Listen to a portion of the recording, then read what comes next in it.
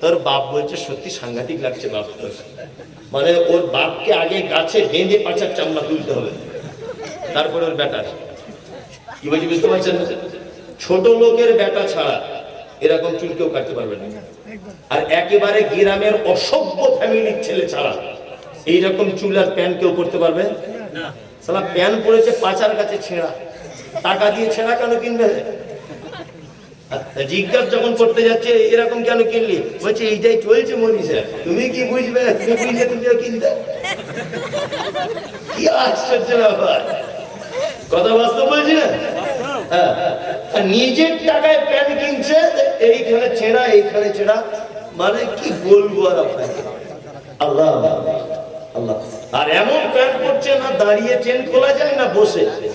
আবার কিছু চ্যাংড়া পোলাকে দেখতে পাওয়া যায় নামাজে যাচ্ছে সেজদা দিচ্ছে পিছনের অর্ধেক দেখা যাচ্ছে, কথা বাস্তব না? ও রুকুতে গেলে পিছনের দিকটা অর্ধেক দেখা যায়, আর লজ্জা শরম লাগে না? রাস্তার ধারে বারমুন্ডা প্যান্ট পরে খালি গায়ে গোসল করছে কলে, আগে আন্ডার প্যান্ট পরে ঘুরতো, কেউ চিনতো না। এখন রাজমিস্ত্রি কন্ট্রাক্টারি করে, কিছু টাকা পয়সা হয়েছে, তা ভাবছে যে কি ছিনু আর কি হুনু, তাই না? আর আগে ওকে শিয়ালেও চিনতো না, তাই না? ফুটপাতের লোকে চিনতো না, এখন কিছু টাকা হয়েছে বলে সবাই চিনে। তা ও এমন নিজেকে ভাব দেখাচ্ছে, হাতে দেখছি একটা ব্যাসলেট পরে ঘুরছে।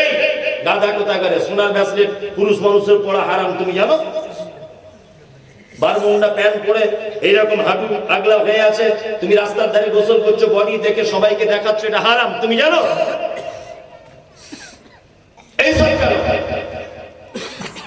আপনার ছেলেকে শাসন করতেছে বলে একটু উল্টো পাল্টা হয়ে গেলে মাল লাগিয়ে দিবেন ধরে। কি বললাম বুঝলেন? একটা কথা মাথায় রেখে দেন, ইমাম শাফিঈ বলছেন যে সন্তান হিসাবে নারী পুরুষ দুটোই আল্লাহর নিয়ামত। আল্লাহর কি নিয়ামত? কিন্তু নারী হচ্ছে কল্যাণ, বোঝার চেষ্টা করুন, আর পুরুষ হচ্ছে নিয়ামত। আমার এক ছেলে এক মেয়ে, আমার মেয়েটা হচ্ছে আমার জন্য কল্যাণ, আর আমার বেটা নিয়ামত, তাই তো? আচ্ছা বলুন তো, আল্লাহ নিয়ামতের হিসাব নেবে কি নিবে না? চোখ, এটা আল্লাহর নিয়ামত, আল্লাহ চোখের হিসাব দেবে কি দিবে না? ভালো জামা পরে যাচ্ছে, এরকম করে দেখছে চশমার ফাঁক দিয়ে, ও ঠিক খাতা উঠে গেছে, হ্যাঁ চোখের হিসাব দেখবে কি দেখবে না? হাত কোথায় অপচয় করেছেন হিসাব লাগবে না? লাগবে। এক কথায় নিয়ামতের হিসাব লাগে, আর কল্যাণ নেকি বহন করে আনে। আপনি দান করলেন এখানে, এটা কল্যাণ না কল্যাণ? কল্যাণ। দান করলে নেকি পাবেন কি পাবেন না? পাবেন। কন্যা সন্তান নেকি বহন করে আনে, আর বেটা হলে হিসাব দেওয়া লাগে আল্লাহর কাছে, তোর বেটা কি করেছে আগে বল। রাত 2টোর সময় তোমার বেটা বাড়িতে দরজা খুলে ঢোকে, কি করেন আপনি রাত 2টোর সময়তে? বেটাকে জিজ্ঞাসা করেছেন কোনোদিন, এই তুই রাত 2টো পর্যন্ত কোথায় ছিলিস? বল, কোথায় এতক্ষণ ছিলিস তুই বল, বলেছেন কোনোদিন? বলেন। আসলে আপনি যে এখন ক্ষমতাবান বাপ হতে পারেননি, কারণ আপনার নিজের দুর্বলতা আছে। দুর্বলতা কি? আপনার বেটাকে আপনি বলছেন বাবা নামাজ পড়তে চলো, বেটা যদি ঘুরিয়ে বলে বাপ তুমি কত বছরে ধরেছো? প্রশ্ন করতে পারে কি পারে না? আপনি তো নামাজ ধরেছেন আজকে 4 বছর হচ্ছে, আপনার বেটার বয়স 16 বছর, বেটা যদি এখন ঘুরিয়ে বলে যে আমার মতো 16 বয়সে কি করেছিলে তুমি?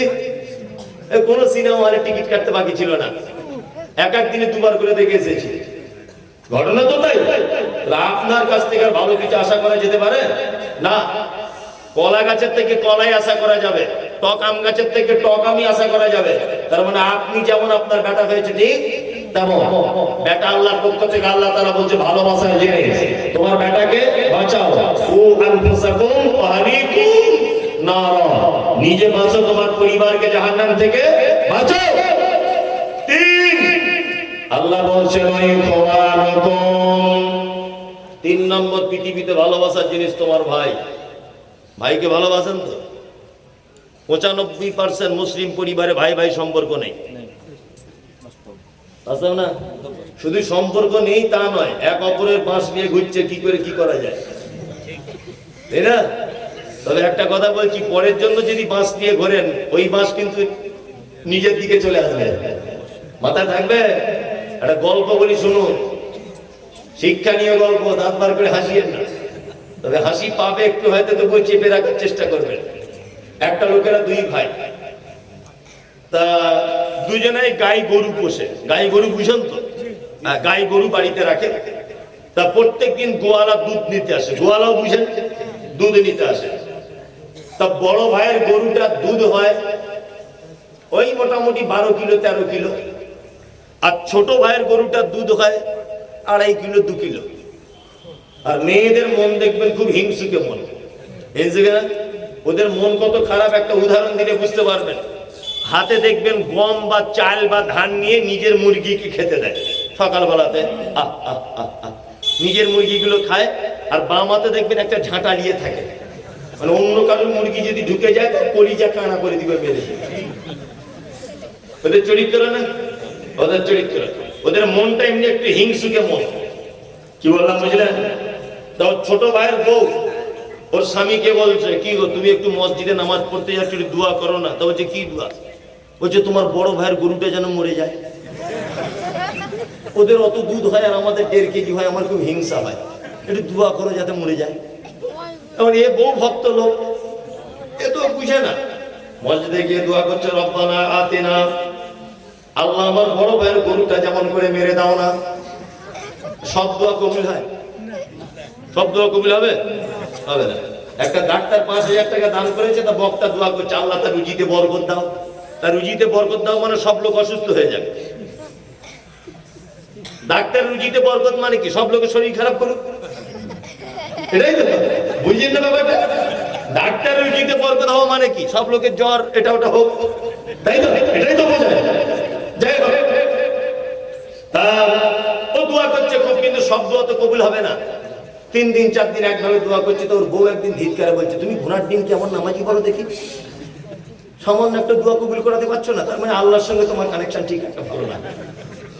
লোকটা মনে মনে বারবার যখন বলছে ওর বউ, আর বউটা খুব ডেঞ্জারাস, তা বলছে আজকে ফজরের নামাজের পরে বসবো, যতক্ষণ না দোয়া কবুল না হবে ততক্ষণ উঠবো না।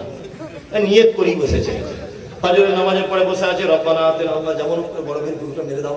আচ্ছা আমার বউ যা দরজার মেয়ে, বাড়ি ঢোকাই বড় মুশকিল, খুব দোয়া করছে। দোয়াতে আছে আর ওর মেয়ে মাসকুরা মসজিদের বাইরে দাঁড়িয়ে বলছে, আব্বা, তা দোয়া ছেড়ে দিয়ে বলছে কি হলো? বলছে গরু মারা গেছে। ও তখন বগল বাজাতে বাজাতে বলছে, তাহলে দোয়ায় কাজ হয়েছে রে, আজকে বাড়ি গেলে রসগোল্লা দিবে আমার বউ। বাড়িতে যখন ঢুকছে মেন গেটের সামনে দেখছি ওর বউ মুড়া ঝাঁটা নিয়ে দাঁড়িয়ে আছে। মুড়া ঝাঁটা বুঝেন? যেটা ঝাড়ু দিয়ে দিয়ে কাঠিগুলো ক্ষয় হয়ে যায়, একটুখানি মাল থাকে, শক্ত শক্ত কাঠি, ওর নাম মুড়া ঝাঁটা। মুড়া ঝাঁটা হাতে করে দাঁড়িয়ে আছে। তা বলছি কি ব্যাপার, তুমি মুড়া ঝাঁটা নিয়ে আছো? বলছে কেমন দোয়া করেছো? হে আমাদের গরুটাই মরে গেছে, 1-2 কিলো দুধ হচ্ছিল, সেটাও তার হবে না। তখন এই লোকটাও খুব চালাক, বলছে ওদের দোয়া ঠিক কবুল হয়েছে। আসলে ঘটনা একটাই, গোয়াল ঘরে গরু বাঁধা থাকে, ওদের ওই সাইডে আমাদের ওই সাইডে, পাশাপাশি গোয়াল ঘর, ভাই ভাই বসবাস। বলছে ফেরেশতারা নিশ্চয়ই ঠিক জায়গায় এসেছিল, কিন্তু গোয়াল ঘরটা চিনতে ভুল করেছে, ওদেরটাই না ঢুকে আমাদেরটা ঢুকে গেছে। আসলে ঘটনা ওটা নয়, পরের ক্ষতি করতে চাইলে নিজের ক্ষতি আগে হবে। অমুকের ছেলে চাকরি পেয়েছে, সে খুব হাসছে আর এ মন খারাপ করে আছে। তো একজন বলছে অমুকের ছেলে চাকরি পেয়েছে জানিস? বলছে এমনি পেয়েছে, তুই জানিস? ভিতরে খবর 4 লাখ টাকা ঘুষ দিয়েছে। হয়েছে পাক্কা বদমাশ লোক। ওর বেটার চাকরি হয়েছে, তুমি একটু হাসো, ও যেমন হাসছে। ওর বৌমাটা হসপিটালে ভর্তি, আজকে 13 দিন সে কাঁদছে, তুমি কেন হাততালি দিচ্ছ তার কান্নাতে? তুমি একটু কাঁদো, না কাঁদতে পারলে অন্তত সহানুভূতিটুকু দেখাও। আল মুসলিমু মিরআতান লিল মুসলিম, একজন মুসলিম আরেকজন মুসলিমের জন্য কি আয়না।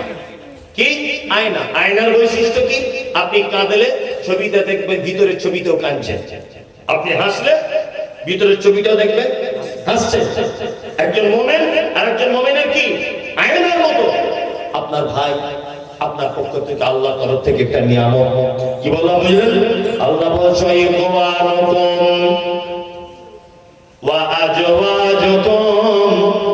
তারপরে ভালোবাসার জিনিস হলো তোমার বিবি। এইখানে আরেকটা কল আপনাকে বলে দিচ্ছি, ভালো করে মাথায় রেখে দেন। আমাদের ভাই ভাই যত বিচ্ছেদ, যত মারামারি, তার 95% আমাদের বাড়ির বউদের কারণে। ঠিক বলছি না? আল্লাহর ভাষা শুনুন। আল্লাহ বলছে কুল ইন কানা আবাউকুম, 1 নম্বর তারপরে পৃথিবীর ভালোবাসার জিনিস তোমার আব্বা মা, ওয়াই আবাউকুম ওয়া আবনাউকুম, তারপরে তোমার বেটা, ওয়াই ইখওয়ানুকুম, তারপরে তোমার ভাই, ওয়া আজওয়াজুকুম, তারপরে তোমার বিবি। আগে বিবি না আগে ভাই? আল্লাহ বলছে আগে তোর ভাই, আল্লাহ পক্ষ থেকে নিয়ামত ভালোবাসা। তারপরে কে? বিবি। আমরা কি করে দিয়েছি?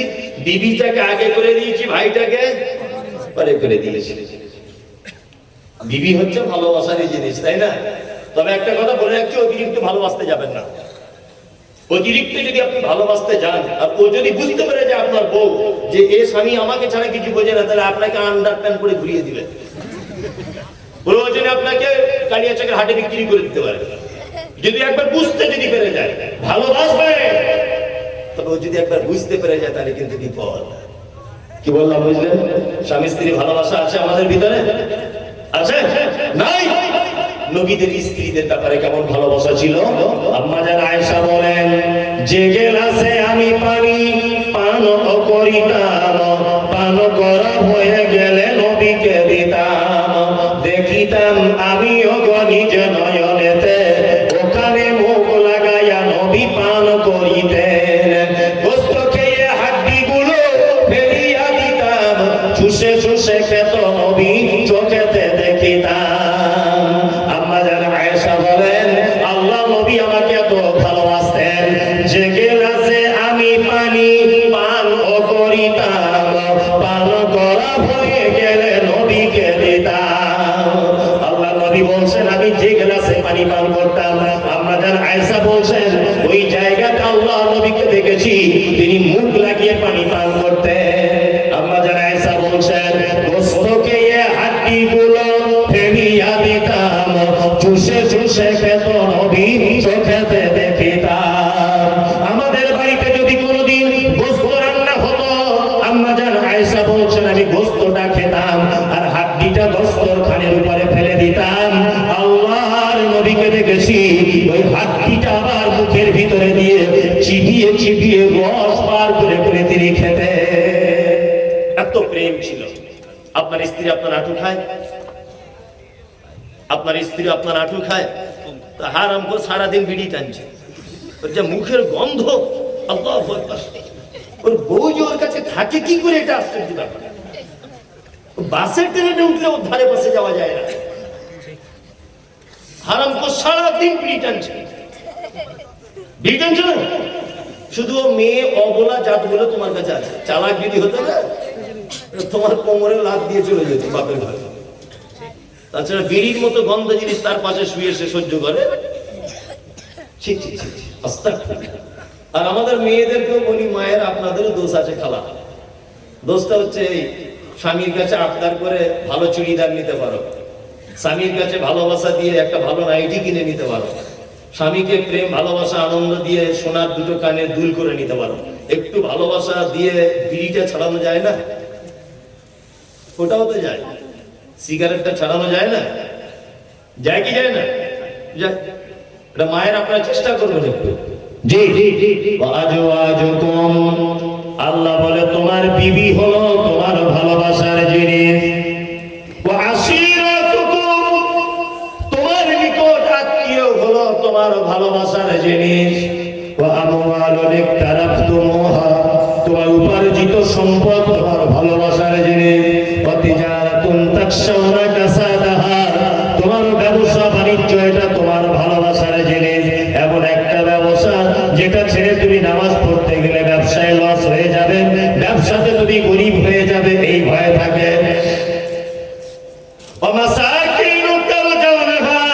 তোমার বাড়ি হলো তোমার নিয়ামত। আহাব্বা ইলাইকুম মিনাল্লাহি ওয়া রাসূলিহি ওয়া জিহাদিন ফি সাবিলিহি ফাতারাব্বাসু হাত্তা ইয়াতিয়াল্লাহু বিআমরিহি ওয়াল্লাহু লা ইয়াহদিল কওমাল ফাসিকিন। আল্লাহ বলে বান্দা শোন, তোর আব্বা মা তোমার ভালোবাসার জিনিস, তোমার বেটা বেটি ভালোবাসার জিনিস, তোমার ভাই ভালোবাসার জিনিস, তোমার বিবি ভালোবাসার জিনিস, তোমার সম্পদ ভালোবাসার জিনিস, তোমার ঘর বাড়ি তোমার ভালোবাসার জিনিস, তোমার উপার্জিত মাল তোমার ভালো ফাতারা